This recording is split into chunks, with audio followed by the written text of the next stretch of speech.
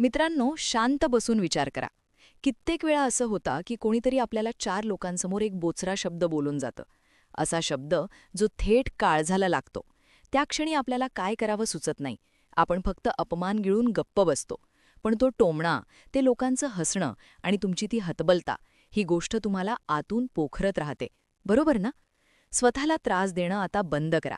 कारण आज मी तुम्हाला कोणतंही मोठं भाषण किंवा शहाणपणाचे डोस पाजायला आलेलो नाही. आज मी तुम्हाला हे सांगायला आलोय की समोरच्याच्या शब्दांचा खंजीर त्याच्या छातीत कसा खुपसायचा.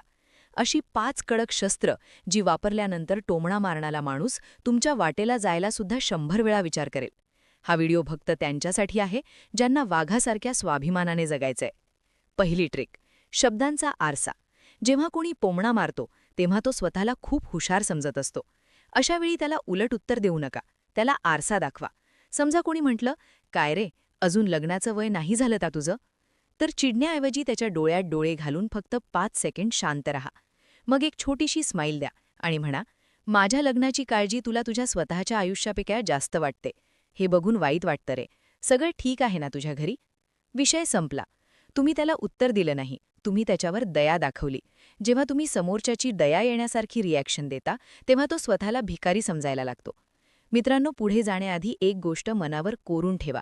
हे जे मी तुम्हाला सांगतोय ना, हे जगातलं कोणतंही पुस्तक तुम्हाला शिकवणार नाही. हे आपल्या रक्तातील स्वाभिमानाचं देणं आहे. जर तुम्हाला वाटत असेल की या जगात तुम्हाला कोणासमोरही झुकायचं नाहीये, तर आपल्या या मनाच्या गुपितांच्या परिवारात सामील व्हा.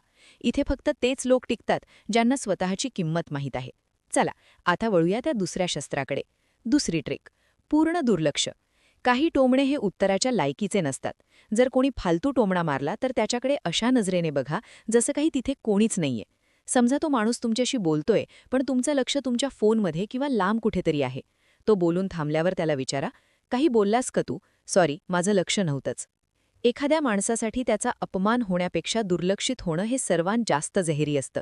त्याला वाटतं की त्याचं अस्तित्व तुमच्यासाठी शून्य आहे. ही शांतता कोणत्याही शिवीपेक्षा जास्त काळजाला लागते. तिसरी ट्रिक, विनोदाने हवा काढणे. समोरच्याने टोमणा मारला की चिडण्याऐवजी तिथे हसायला सुरुवात करा. पण कसं? एकदम रिलॅक्स होऊन. कोणी म्हटलं, खूपच मोठा उद्योगपती झालास की तू? तर म्हणा, अरे भावा, तुझी नजर एकदम कडक आहे. आता तू तोंडातून शब्द काढलायस म्हटल्यावर मी नक्कीच मोठा होणार. तुझ्या तोंडात साखर पडो. जेव्हा तुम्ही त्याच्या टोमण्यावर हसता तेव्हा त्या शब्दांची धार संपून जाते. त्याला वाटतं की आपल्याला याला रडवायचं होतं, पण हा तर मजेत घेतोय. यालाच म्हणतात समोरच्याचा वार त्याच्यावरच उलटवणे. चौथी ट्रिक, थेट प्रश्न. जर कोणी मर्यादा ओलांडली तर त्याला फिरवून उत्तर देऊ नका, सरळ जागेवर पकडा. त्याला शांतपणे विचारा, तू हे कौतुक करतोयस की मनातल्या मनात माझ्यावर जळतोयस? हे एक वाक्य समोरच्याला उघडं पाडतं. त्याचं सगळं राजकारण तिथेच संपतं. आजूबाजूचे लोकसुद्धा त्याच्याकडे संशयाने बघायला लागतात.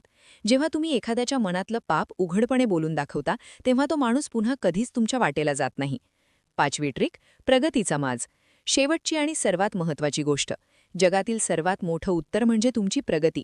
ज्या दिवशी तुम्ही समोरच्यापेक्षा 10 पटीने मोठे होता त्या दिवशी त्याचे टोमणे हे कुत्र्याच्या भुंकण्यासारखे वाटायला लागतात. तुमच्या कानावर हेडफोन लावा, तुमचं काम करा आणि एवढे मोठे व्हा की तुम्हाला खाली खेचायला बघणाऱ्यांना तुमची सावलीसुद्धा स्पर्श करू शकणार नाही. तुमची गाडी, तुमचं घर आणि तुमचा रुबाब हे त्या लोकांसाठी सर्वात मोठं उत्तर असावं. तर मित्रांनो, टोमणे मारणारे तुमच्या प्रगतीचा दगड आहेत. त्यांचा वापर करून वर चढा. कोणालाही तुमचं मानसिक स्वास्थ्य बिघडवण्याचा अधिकार देऊ नका.